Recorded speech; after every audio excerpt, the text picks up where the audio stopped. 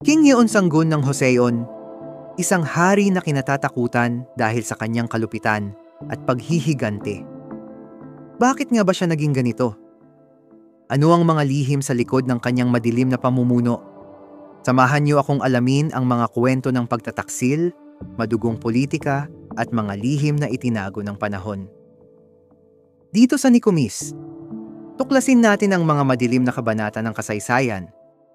Bago tayo magsimula, huwag kalimutang i-like ang video na ito at mag-subscribe sa Nikomis para lagi kang updated sa mga kwentong puno ng misteryo at kasaysayan. Ready ka na ba? Tara, simulan na natin.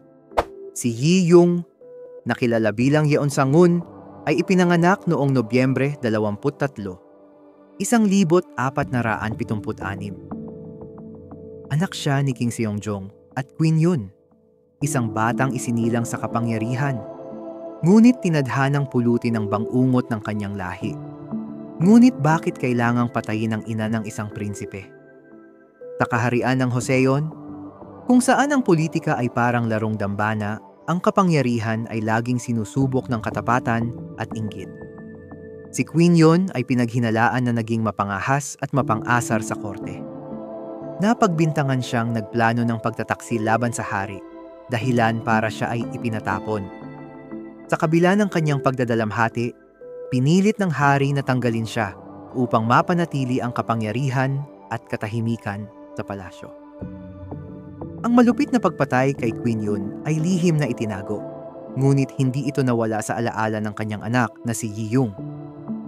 Ang pagkamatay ng kanyang ina sa kamay ng sariling ama at ng mga scholar sa korte ay naging mitsa ng kanyang galit at paghihigante. Noong 1474, sa edad na 18, umakyat si Yi Yung sa trono bilang hari ng Joseon. Ngunit sa halip na liwanag, ang kanyang paghahari ay nagdala ng dilim at takot. Sa pagtuklas niya ng totoo tungkol sa pagkamatay ng ina, tinangka niyang wasakin ang sistemang kanyang pinaniniwala ang responsable, ang Confucian scholars at maharlikang korte.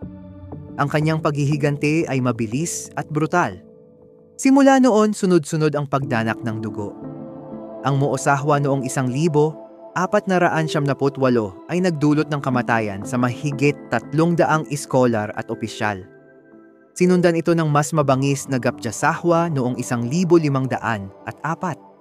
isang malawakang purge na nagpaulan ng takot at paghihirap. Mahigit 10,000 katao ang nadamay, pinahirapan, pinatay o nawala. Ang dating sentro ng karunungan, ang Joseon, ay naging entablado ng lagim. Ngunit hindi dito nagtapos ang kanyang kalupitan. Sa kanyang panahon, pinakidnap mula sa buong bansa ang mga kababaihan, hindi para pakasalan, kundi para pagsilbihan ang kanyang layaw. Ang Songkyungkwan, na dating unibersidad ng mga iskolar, ay ginawang palasyo ng aliwan. May balak si Yeon-sangun magkaroon ng 10,000 concubines sa ilalim ng kanyang kapritsyo. Sa gitna ng karangyaan ay ang mga iyak ng kababaihang binihag ng sistemang wala ng konsensya. Noong 1506, ang bayan at ang korte ay nagsama-sama upang tapusin ang kanyang paghahari. Isang kudeta ang nagpatalsik sa kanya. Si Yeon-sangun ay pinatapon sa Ganghwa Island. Wala ng korona, wala ng kapangyarihan. Sa isla ng kanyang pag-iisa, siya'y namatay ilang buwan lamang pagkatapos. Dahil sa sakit o marahil sa bigat ng konsensya.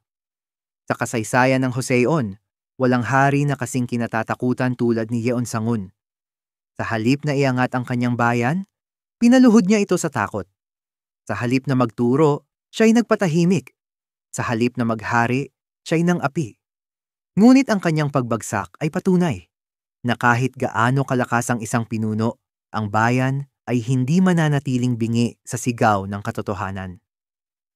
Mula sa anino ng madilim niyang pamumuno, lumitaw ang pag-asa na may hangganan ng kapangyarihan at ang kasaysayan ay hindi basta nagpapaubaya.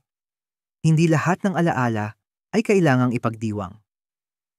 May mga kwento na kailangang pakinggan para hindi na maulit.